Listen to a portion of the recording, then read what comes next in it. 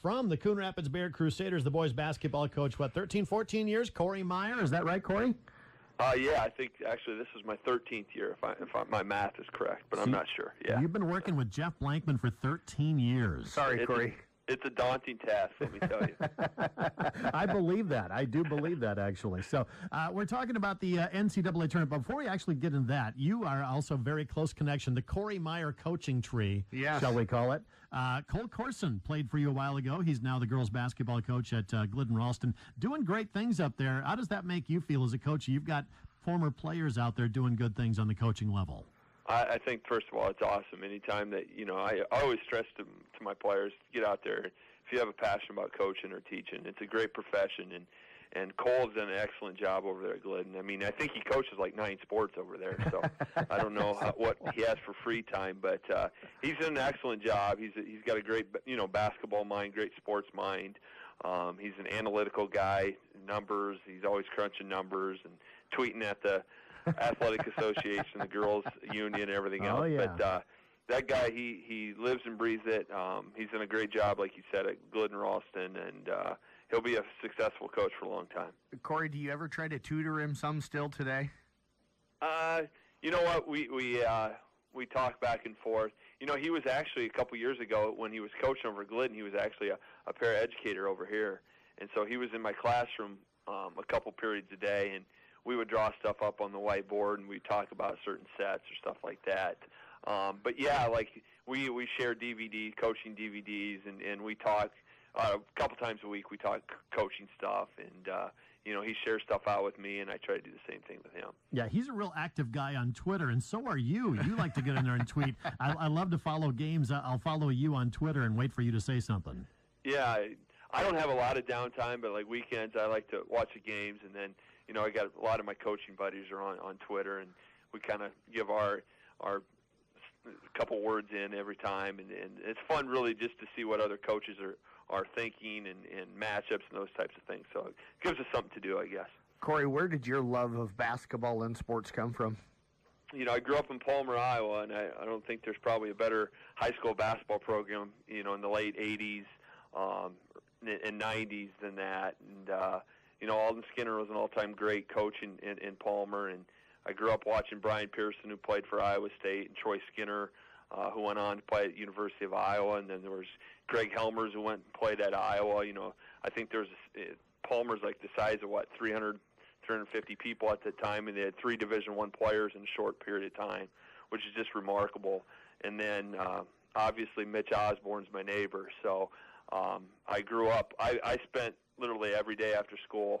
Once school was over, I went over to Osborne's house, and Joel, his oldest son, was one of my best friends. I was a couple years older, but we spent a lot of time in the backyard playing sports and just learning the game of baseball and basketball and football from those people. So, I was around it all my time. My dad was a teacher, and so I hung out with coaches, and that's where I really grew that passion for it. Talk about small-town coaching, because it's different than when you get to the bigger high schools, things like that. You seem to have a passion for Coon Rapids-Bayard, and you love the area, and you're staying with it. I mean, sometimes I think it would be easy for you to move on. I think you've got a lot of opportunities out there. You've chosen to stay at Coon Rapids-Bayard, though. Yeah, I think that's the one thing, John. Like, you grow up, you really get a connection with the kids. You get attached to the kids. There's been a couple different times where I explored my option, went out there and had a couple different job offers, but the bottom line is, it's a small school. You develop those relationships. You get to coach the brother of somebody or the cousin of somebody, or you get to have the kids that you had in the classroom as 5th and 6th graders now at juniors and seniors. And there's something said about that. And I just liked it. I like the small community stuff. Cory, you're a diehard Iowa State fan. Was there a certain basketball team or maybe Coach Oler or something that when you were a kid that turned you into a Cyclone fan? Yeah, I remember watching Johnny Orr coach when I was young. I think late 80s. They played Iowa in a shootout, and that was the game where LaFesta Rhodes, I think, scored 55 or 56 points. My dad recorded it on VHS, and as a kid we used to watch it all the time because Brian Pearson later on went out and played for Iowa State. But Johnny Orr I was a big fan of him. I loved the way he played. I don't know how he came from Michigan. I think he took Michigan to Elite 8 or Sweet 16, and he bolted for Iowa State, whose program at that time wasn't the best. And he did a great job of turning around that program. So let's talk about the NCAA tournament for a little bit here. First of all, have you seen my trophy? Yeah, I did. I saw it on Facebook last night. Yeah. It's impressive, isn't it? That is impressive. Yeah, because, we all know, and we preach this all the time on Rewind, it's not how you finish, it's how you start, correct? That is correct. Talk about your favorite NCAA tournament memories, some of those teams and things like that. Yeah, there's a lot of good memories. I was trying to prep a little bit for the show, just thinking back on some of the games. I wrote down 4 games that I really remember well, and that was the first one was back to the '92 regional final. It was the Kentucky versus Duke game, and where Christian Laettner hit the shot, and I think it was Grant Hill who threw a baseball pass to Laettner right there. It was like a 3/4 court pass, and Laettner did the little shoulder fake to the right, and then came back and hit the shot going to his left. But that was a great game, and I think going into that game, nobody thought that Kentucky could play with them. Kentucky at that time, I think, had Jamal Mashburn, who was one of the best players in college basketball, but they didn't have the guard play that Duke did. But, Laettner just hit an incredible shot, but it was really the baseball pass that Grant Hill threw.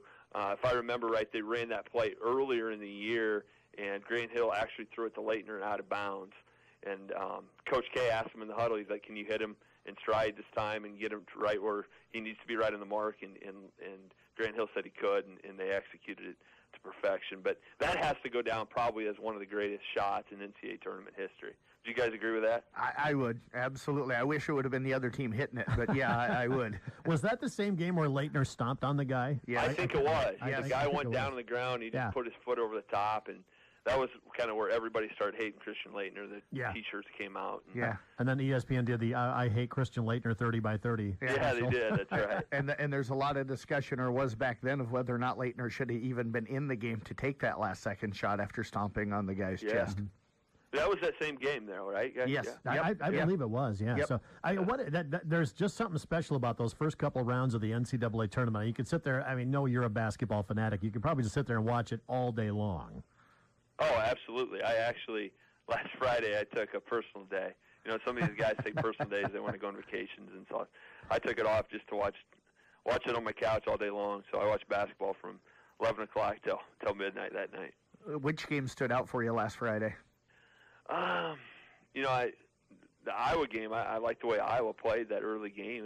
That was a fun game to watch. Of course, I'm a Cyclones fan, and stayed up late. Was that Friday night? That really wasn't that worth one. it. That was kind of disappointing. That was the thing tough. about that, there was just no flow to the game. They never got, I don't know. It seemed like there was never back-to-back possessions they scored. They'd come down and score, and then, they'd come down, miss a shot. There was just no flow to the game, so that was a tough one to watch. And how about the Iowa State women last night? Did you guys watch any of that game? I didn't get a chance to watch any of it, but was kind of shocked that they ended up losing that game.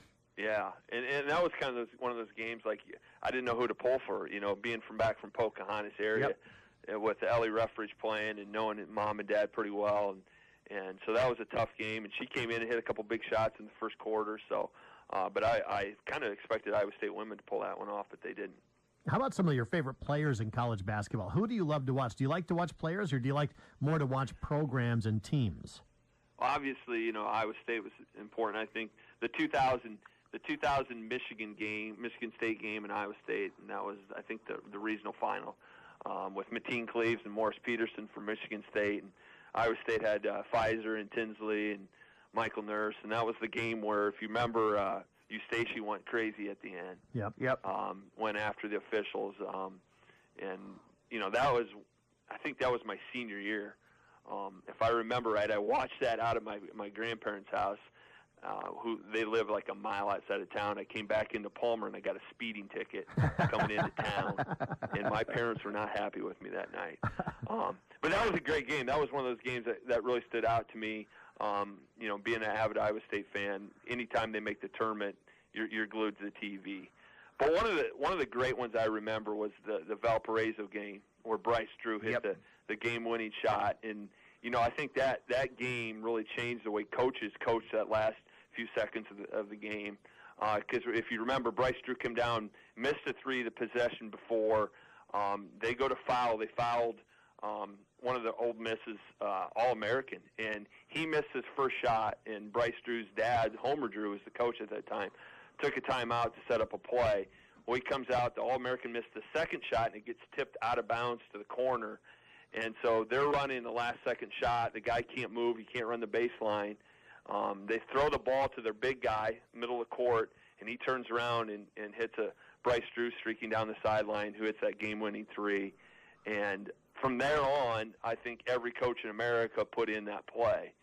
And I know when I first got here, Travis Cass, who's now a trainer, his girls coach, had it in, and then we put it in. And then I think it was 2012, we used it against Glidden Ralston. Sam Honnold hit a half-court shot. And I think that was to tie Glidden to send it into overtime, which we later won.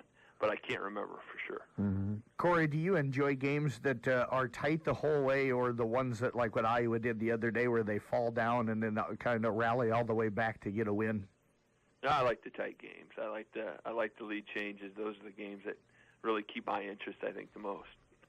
As a coach, when you're entering those situations, how do you keep your composure? I loved Coon Rapids' setup. When we sat right behind you doing the games, we'd broadcast. Yep. I literally would make eye contact with you or something. And, Jeff, I'm sure you did the same thing. Yep. As you're coaching your team, and I thought, how do you stay that cool during a timeout and know what to do?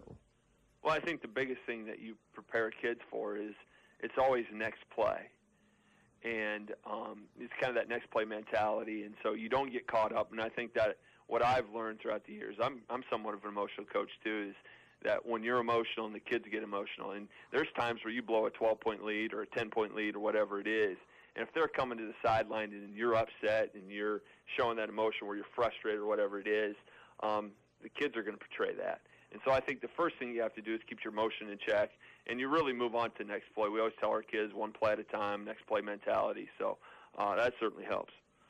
Cory, who was your favorite player to watch growing up as a kid? Jamal Tinsley for Iowa State.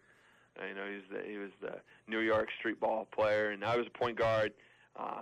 I was a little bit flamboyant at times with the ball. I probably turned it over a little bit too much, but I like to no-look behind the back passes and those types of things. So you mean Mitch Osborne didn't straighten you out about that? What's that? Mitch Osborne did not straighten you out about that? See, Mitch left after my freshman year, so I was on the varsity my freshman year, but I never really got a chance to play for him. But and then we had actually 4 coaches in 4 years for me, so we went through quite a change there. But that's kind of the way I like to play. You know, he's really good, little crossover, and I like to get in the lane, great passer, and he was one of my favorite college players. I think that adapts well to Coon Rapids-Bayard because, you know, in those smaller schools, you just don't get kids with size a lot of times. Yep. So you got to learn to play that style of ball. Absolutely. Speaking of that, Ben Obert played in the IBCA All-Star game Saturday, which is at Dallas Center Grimes, and I went up to watch him. And here's Ben, is one of our bigger players, actually one of the bigger kids I've ever coached at 6'3". And then he's taking the court, and he's one of the smallest guys on the court. Yeah. That, wow, you know, it just kind of speaks what these kids are like anymore. The Cole Henry kid that committed to UNI was out there, and he's just phenomenal. You know, he got 6'7", 6'8", and yeah, you just don't get a chance to coach a lot of kids with size, so you got to be able to adjust to that. Cory, what was it like, speaking of your great teams, to be able to coach down at the state tournament a few years ago? You know, it's a great experience. You know, we made it state my freshman year, and I was on it and got to experience it. It's way different as a coach. It means way more, especially in a small school. You know how tough it is for a small 1A school to make state right now. 60 teams in 1A, and all these teams out here recruiting, basically. It's really difficult. And so anytime you can get your guys to play together and you can put on a run, and sometimes you have to have a little luck. I know the year that we made it, Rockville City had a guard that actually got hurt. I think the game before we played them in the district final, which certainly helped us. And then we went over to Denison and won our sub-state game over there. And Gage Reese was actually a sophomore at that time, and you know, he's just a pudgy little sophomore, hit some big shots in the first half. I'm not even sure if he got a shot off in the second half, but those are memories, you know, you reminisce with your former players about, and every time you come home they want to watch the film or they want to do something to talk about it or whatever it might be. So it's fun. It's rewarding. It's not why you coach, but it's certainly a fun part of it. Well, Cory, hey, we got to get going here real quick, but thanks for spending some time with us. We appreciate it. But yeah, we need you on Rewind more often here. Great. I'd love to take Honnold's few minutes that you could allow me to do. So you might have to wrestle him for it. I don't know. He'd win that. Cory, thanks so much. We appreciate it. Thank you, guys. Have a great day.